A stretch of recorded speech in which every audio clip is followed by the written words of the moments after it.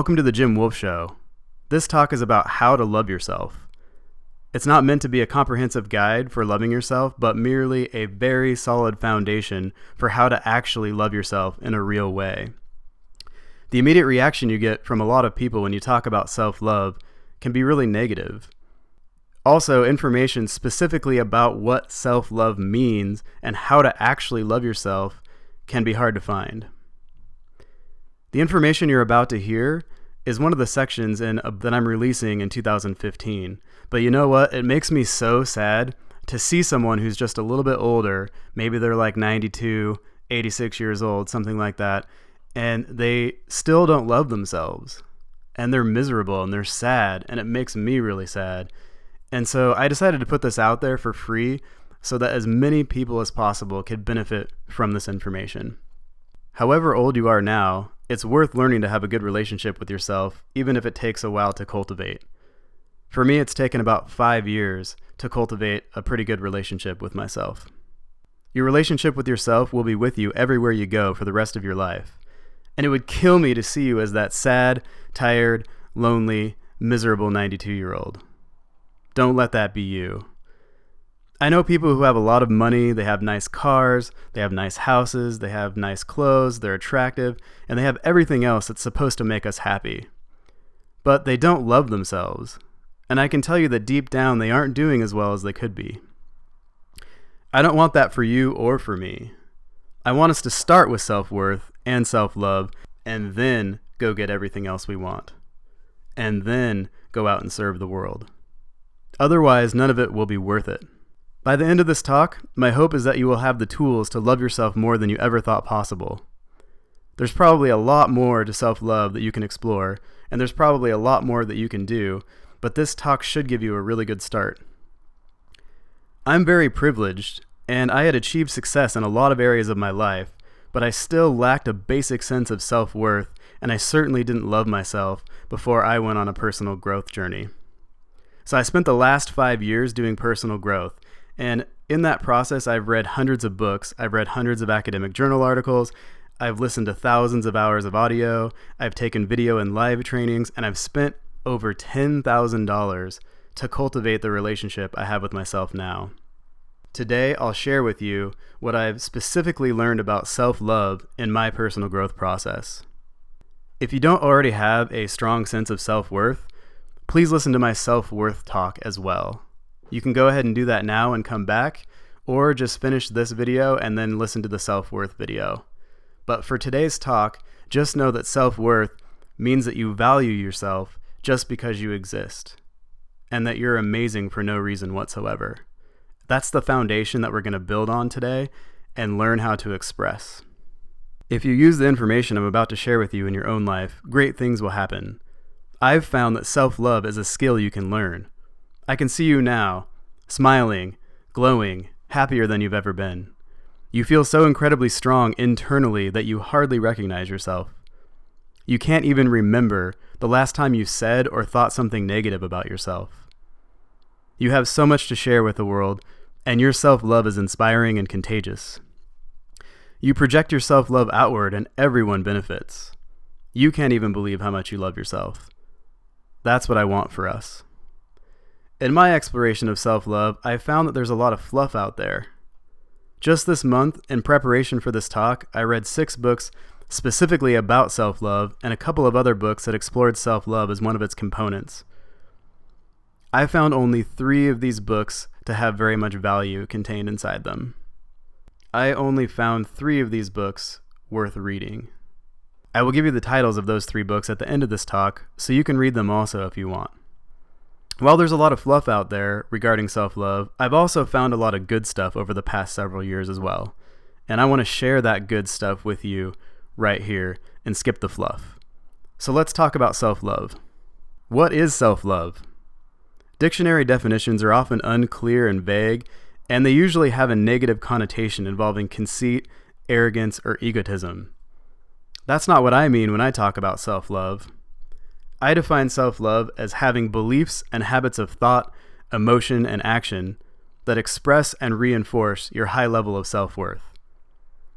I define self-love as having beliefs and habits of thought, emotion, and action that express and reinforce your high level of self-worth. So why is it so hard to love ourselves? Well, I think there's a lot of reasons for that, and it probably varies from person to person, but I think there are about 6 reasons that I want to talk about today. 4 of them are cultural, and 2 of them are personal.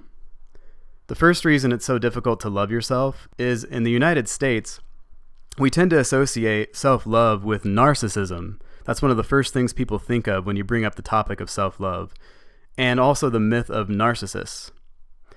Now, the thing about that is, narcissist didn't actually love himself in a real way, not in the way that we're talking about today. He fell in love with his image in the water. It was an external reflection of himself. It wasn't even his true self that he fell in love with. And so if that myth kind of gives you pause, or the diagnosis of narcissism is a barrier for you to love yourself, just remember that he didn't actually love himself in a real way. He fell in love with something external, which is not what we're talking about here at all. The second reason I think sometimes it can be difficult to love ourselves is that our culture tries to tell you that you aren't good enough just as you are right now. Every day you get lots of messages telling you that you need more. You need a better car, you need a better house, you need a better partner, you need a better body. Those messages bombard us all day long. It's not surprising that sometimes we don't think we're good enough just as we are right now. But the truth is, you are. You are whole and complete just as you are right now. No matter how many Lamborghinis you get, no matter how big your house is, no matter how much money you have, you're still going to be you. And you're going to be just as whole and complete as you are right now in this moment.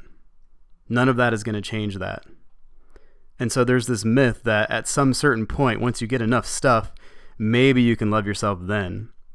And that's a mirage. That doesn't exist. What's true is that you're whole and complete just as you are right now.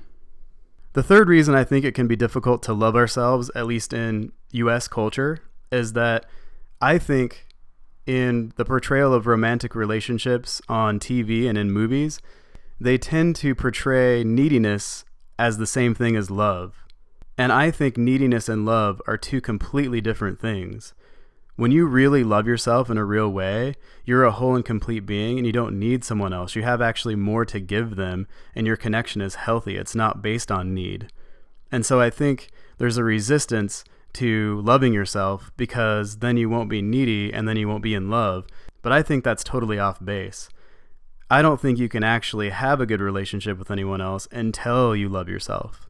So I think our culture has this message a little bit backwards and that we tend to equate neediness with love. I also think self-loving people are sometimes painted in movies and TV as selfish, cold, unfeeling, or even antisocial. I think sometimes we get the subtle message from the culture that it's normal to be needy. And I just don't know if that's true. I think self-love is a natural state. The fourth reason it can be difficult to love ourselves that comes from culture is that people sometimes associate self-love with self-pleasure. And that's taboo within Western culture. And first of all, it shouldn't really be taboo in my opinion. If you want to engage in self-pleasure, by all means do it. Just make sure that you're not doing anything illegal and keep it to yourself. But self-pleasure is only one of a multitude of ways that you can express your self-love. The fifth reason I think it can be difficult to love ourselves is that people are afraid that they'll stop growing. They're afraid that they're going to stop striving and achieving if they love themselves completely. They don't want to lose their edge. I actually had this fear, and I've been driven my entire life.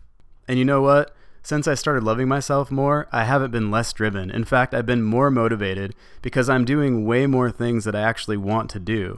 So if you're worried about losing your edge, don't. It simply won't happen. All that will happen is you're going to do things that are more true to who you are, and you'll probably be more motivated, not less. And the sixth and final reason I think it can be really difficult to love ourselves sometimes is that people just don't know what self-love is or how to go about doing it. I think good role models are hard to find. I mean, if nobody around you, none of your friends or your family knows how to love themselves and they don't have that skill, I think it's really difficult to learn. And if all of these other messages are coming from the culture, how are you going to know what self-love means and how to actually do it? Well, I think this talk is a really good starting point. So now that we've refuted some of the resistance to self-love that exists out there, and we see it as a really good thing, how do we actually do it? Well, let's talk about how to actually love yourself right now. To love ourselves, we need to do 3 things. Number 1, we need to adopt self-loving beliefs. Number 2, we need to engage in self-loving thoughts and self-talk. And number 3, we need to take self-loving actions. First, we need to adopt some self-loving beliefs. I'm going to give you 4 today that you can start with. I think there's a lot more, but these will give you a really good start. The first belief I'd like you to consider adopting today is I am lovable. What a powerful sentence. To me, I am lovable is even more open and fundamental than I love myself. Because feeling lovable, or just saying I am lovable, means that you're open to being loved by yourself, by others, by the world. And I think it's the most foundational belief related to self-love. Because if you feel like you're lovable, then it's easier for you to love yourself. So I encourage you to adopt this very foundational belief today. I am lovable. The second belief I'd like to encourage you to adopt today is I am whole and complete just as I am right now. We talked a little bit about this earlier, but I think it's really important. This is one of my favorite beliefs, and it's one of the beliefs that really started turning my life around. Again, no matter what you accomplish in your life, no matter how much stuff you have, it's never going to make you more whole and complete than you are right now.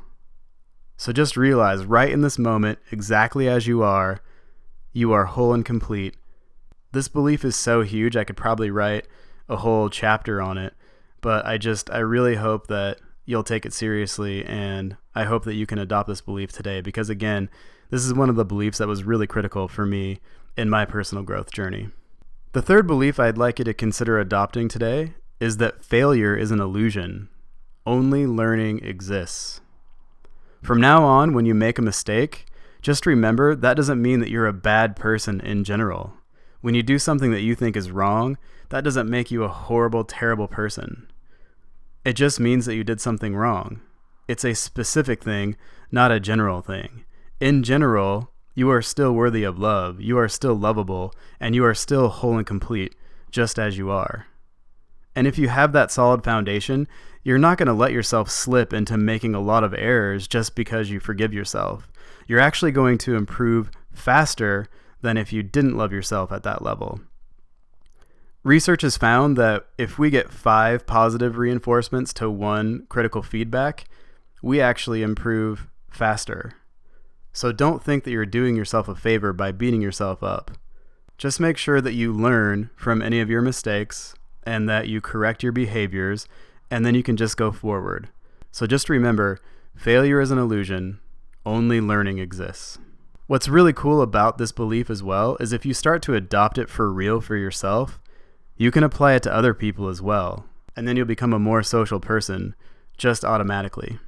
And the fourth and final belief I'd like you to consider adopting today is I deserve everything this world has to offer.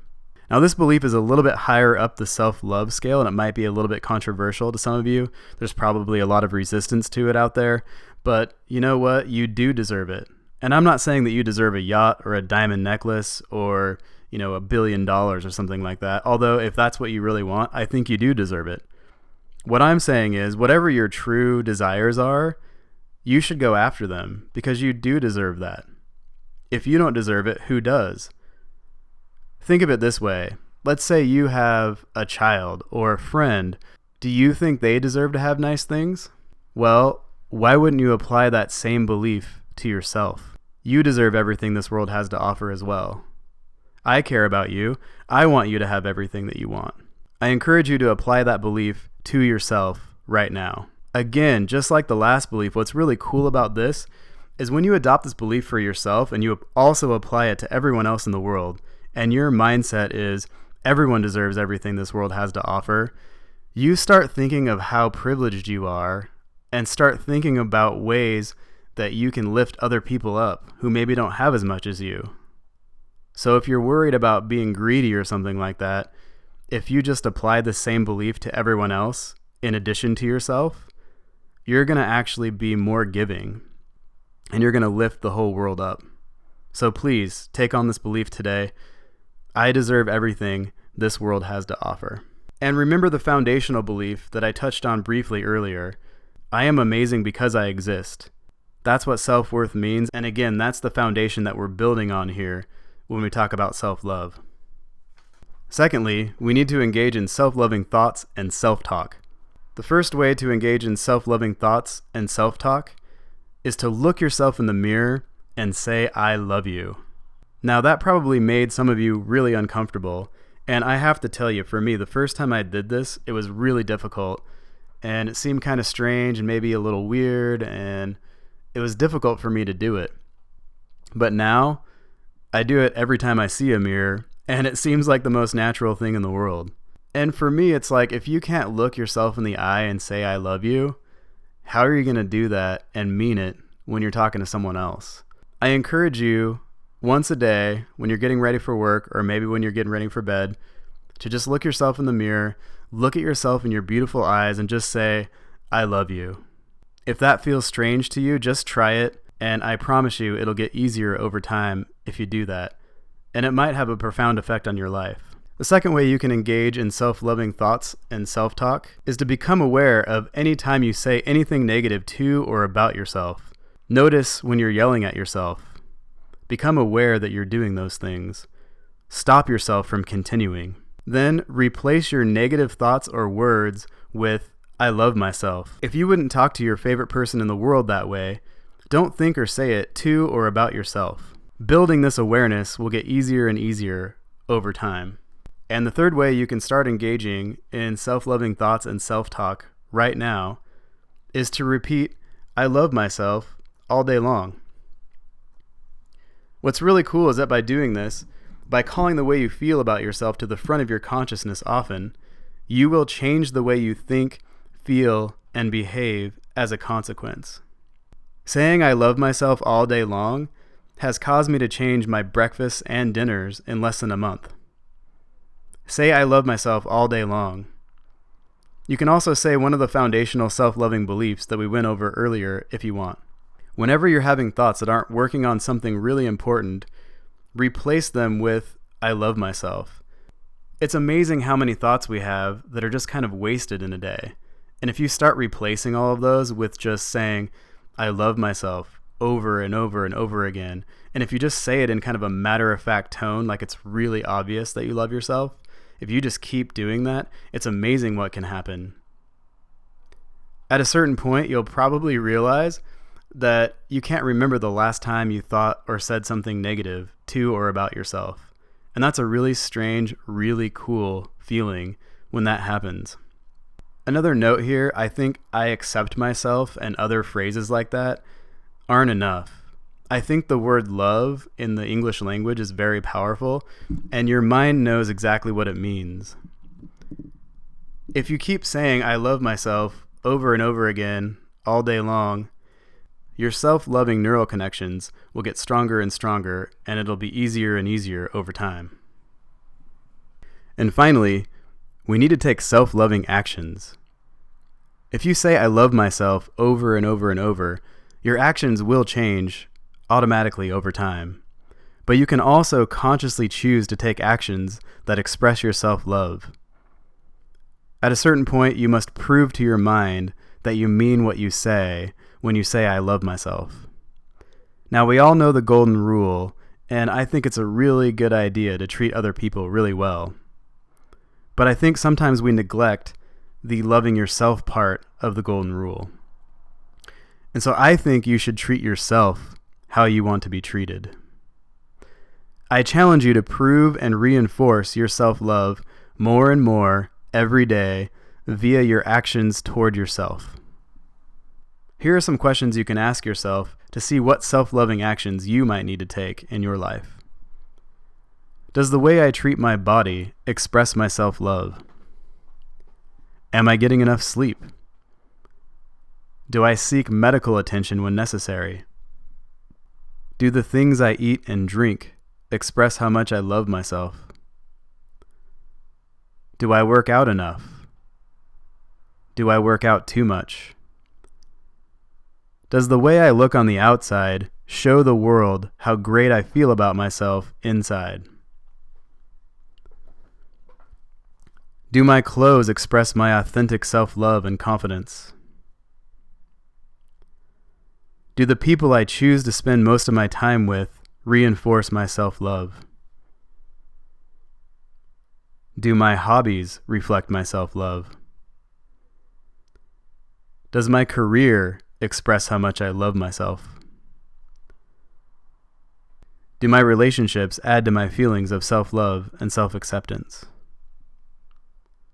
Does the way I spend my time reflect my truest self? Am I watching things, reading things, and listening to music that reinforces my self-love? Or do I need to change my environment and adjust the messages that are coming in? And here are 3 really important questions you can ask yourself. What would I need to change to fully express my self-love in the real world via my everyday actions and habits? If I love myself as much as I think I do, what would I do differently?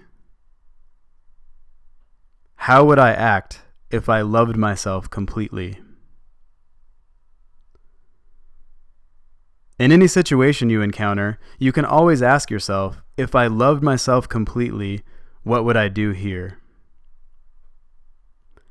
Answering these questions will allow you to change your thoughts, behaviors, and habits over time. As these things in the physical world change, your mind will have more and more proof that you do, in fact, love yourself. Your self-love neural connections will get stronger and stronger as your beliefs, thoughts, and actions reinforce each other. Your level of self-love will grow and grow as you keep telling yourself how much you love yourself on a regular basis and as you demonstrate that love through everything that you do. Take one thing at a time and adjust it.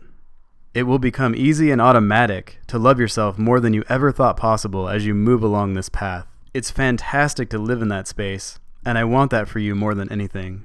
This is where the magic in life truly lives. I believe that if everyone loved themselves in a real way, many of our problems would vanish.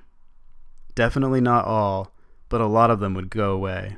Would someone who really loved themselves in every way have any reason to harm another person emotionally or physically? It's hard for me to imagine that they would, unless they were defending themselves from another person who didn't love themselves quite as much. Again, only you will know what actions to take that are based on what's best for you that will express your self-love. However, there are 4 specific things you can love about yourself that will help you show and grow your self-love. Number 1, I love my body. Marshawn Lynch, running back for the Seattle Seahawks, told ESPN magazine in an interview previewing their Body 2014 issue, "I'm cool with my body. I love my body. I wouldn't trade it for no other body." One of the most obvious ways you can express your self-love is to take great care of your body. Just like your inner self, it's important to completely accept the body you have right now, and only then work to improve it if you want. Think about the way you treat your body. What beliefs do you have about it? What thoughts do you have about it? Are they loving? How does your body make you feel? Is your body a reflection of how great you feel about yourself? What kinds of things are you putting into your body? Are they good for your body?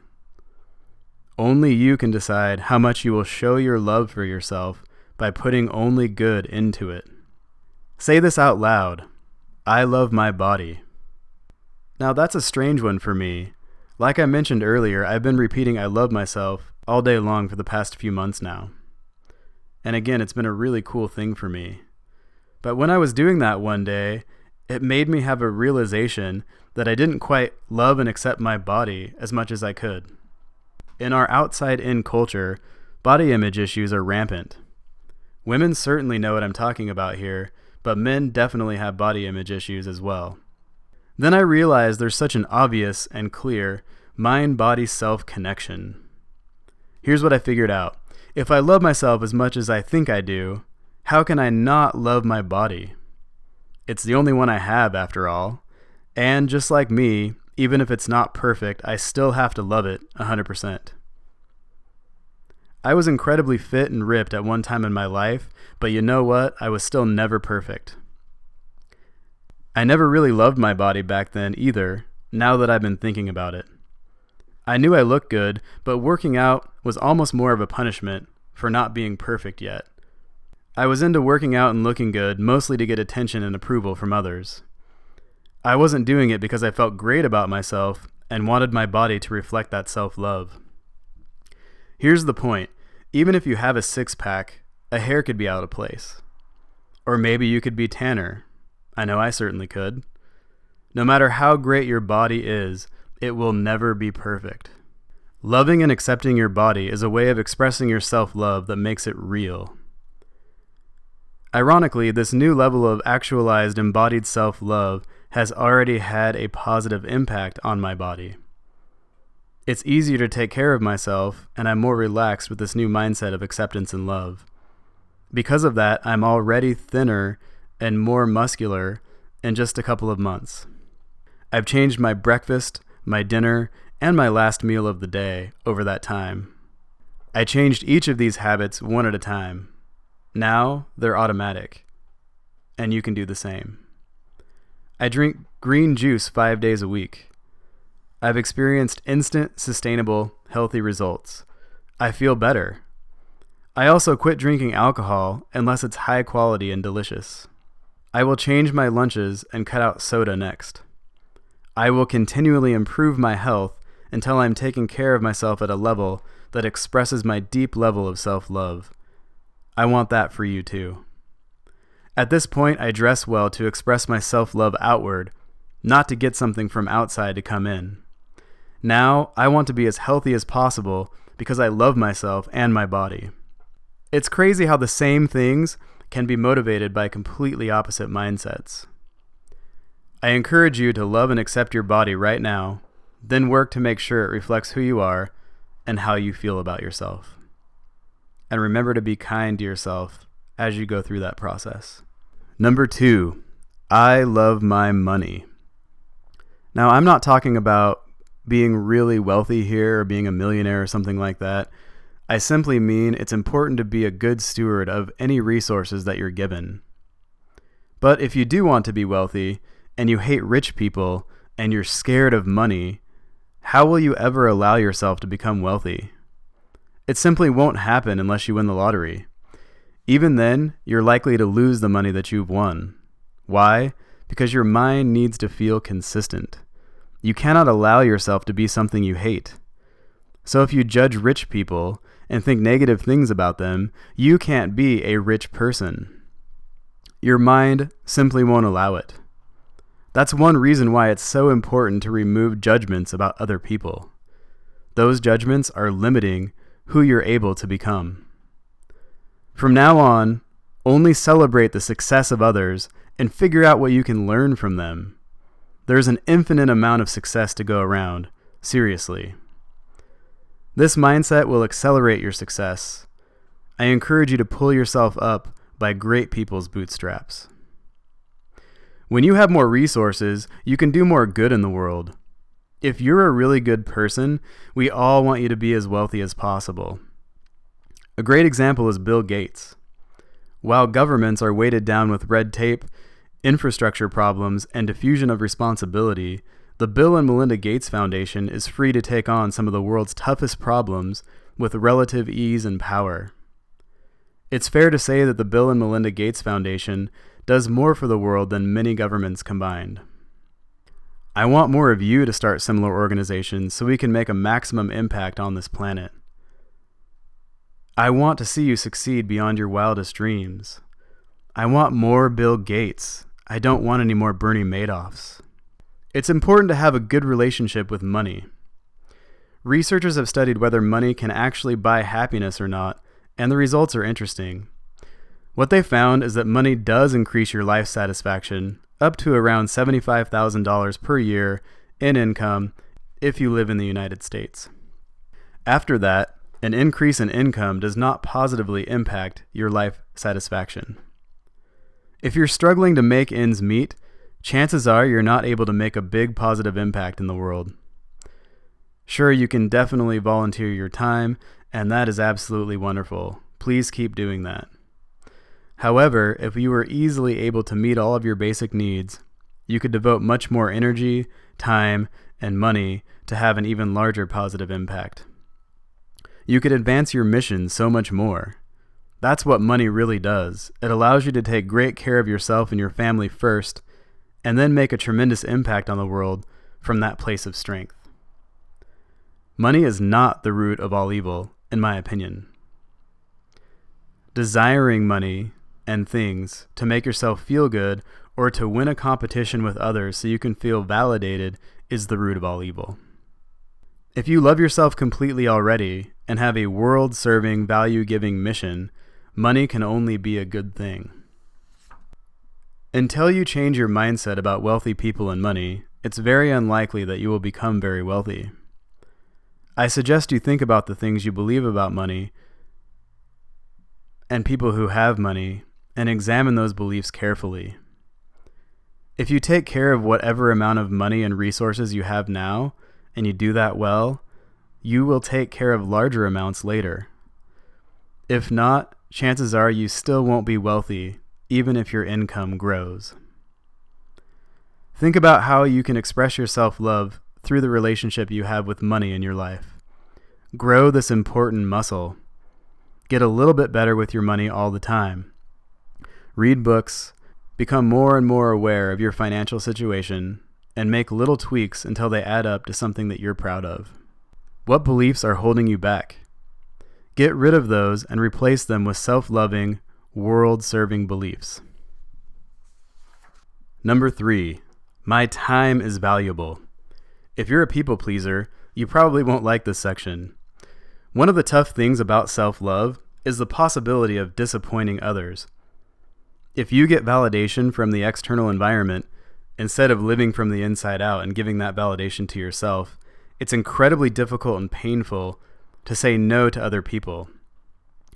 This is especially true the more you care about them. You don't want to disappoint them, you don't want them to be upset with you, and you don't want them to exit your life, so you say yes when you really don't want to. Well, let me tell you what I've learned. Our most precious resource in this life is not money, it's time. You can always make more money, but time keeps on ticking into the future. You never get time back. I can't stress enough how important it is for you to do the things you really want to do. It's also important to be unapologetically authentic. If your friends want to do something, but you don't want to, don't go. If someone is asking you to do something for them, you don't have to do it. They can figure it out. If everyone in town is going to a concert, but you would rather read, stay home and read. If your family is having a dinner, but your favorite speaker is in town and you want to check that out, go do that. The people you really want in your life will also have this mindset and will completely understand. If they don't, you can be sure that they aren't living from the inside out and they could potentially benefit from a little more self-love. That's totally okay. Now you can lift them up and be an example, showing them that they can love themselves too. You are now raising humanity up with you instead of putting people down or selling yourself out. 3 thoughts may help you say yes and no when you really want to. Number 1, if you say yes and do something you really don't want to do, you won't be in a great state while you're doing that thing. Why would you give people you care about 30 or 70% of yourself? Don't the people you love deserve to have you at your best? Give them that gift whenever you see them. Saying no when you want and yes when you want allows you to be more present and in the moment when you do spend time with people. I want you to be true to yourself because I want to be around happy, self-loving people. Number 2, people will quickly forget. Once you get over your fear and you make the decision to express your true desire in a situation, you'll wonder why you haven't done it before. People may be temporarily upset with you, but chances are they won't be mad at you forever. If they were trying to manipulate you, they'll move on to the next person they can manipulate into whatever it is they wanted you to do at a speed that will make your head spin. Usually, people actually end up respecting you more when you are unapologetically true to yourself, especially if you do it more than once. You might be surprised by how quickly all of this happens. Number 3, at the end of the day, it always has been and always will be you doing your thing until the bitter end. Truthfully, no matter how many people are around us, we come in alone and we go out alone. Lucky for you, you love and validate yourself all day long anyway, so you are totally okay with that. The key here is that you are solely responsible for your inner state. Make sure you protect it by being unapologetically authentic. Take care of yourself completely first, and then come spend time with us, and then help us out, and then give value to the world. We will be here when it really works for you and you really want to be here, I promise. Never wait for the external environment to make you feel better. Give yourself good emotions whenever you need them. I can't wait to see you in such a great state. And a 4th way you can express your self-love is to trust yourself. But what if I'm wrong? What if everyone else knows something I don't? Trusting yourself can be really difficult. It certainly was for me. Those 2 questions are ones that come up for me all the time. I don't want to be the guy who everyone laughs at. I don't want to be the fool. However, I know that in order to live from the inside out and love myself, I absolutely have to trust myself completely. Have you ever said to someone else or thought to yourself, I don't trust myself in some situation? Well, let's fix that for good. If the situation calls for it, if you're making a huge decision, by all means ask for input from other people if you want. If not, let's grow our self-trust muscle. You just have to start where you are and build it up over time. It gets easier and easier the more you do it. Here's a really good way to start working on self-trust that I did for a long time and was effective for me. Whenever you go to a restaurant, quickly look over the menu and choose the absolute first thing that sounds good to you. Then, stick with your choice no matter what. Feel any fear that may come up about something else on the menu that might be better that you may be missing out on. Ignore what the other people you're with are ordering. Stick with your gut on this one. Trust yourself. The cool thing about doing this is that it's a really low-risk way to practice self-trust, and it's a very specific, real-world situation that your mind can process easily and apply to other situations later as they arise. You can apply what you learn in those situations to much more difficult situations later as you grow your self-trust. In order to trust yourself, you have to be okay with the fact that you might fail and things might go wrong. There's nothing better than the feeling of knowing that if things go terribly wrong, you completely trust yourself to support yourself and figure it out. And part of that self-trust is that you know you have people that you can count on in your life as well. I finally gained this feeling of self-sufficiency recently, and let me tell you, it was a different feeling than I've ever had before. It made me feel like I could do anything, because in any worst-case scenario, I know I could figure something out. Trusting yourself takes so much pressure off of you. It allows you to live from the inside out so much more because you don't have to look outside yourself for answers anymore. You can take risks, bet on yourself, and achieve your dreams. You become internally strong. You will naturally feel more confident the more you trust yourself. I recommend trying self-trust on some small things if it's really hard for you. Feel the fear of the unknown, the fear of judgment of others, the fear of getting it wrong, the fear of death, and the self-doubt that comes up. Breathe all of that in. Then, trust yourself and go with your gut. See that you don't die. If it goes wrong, learn what you need to learn and move forward.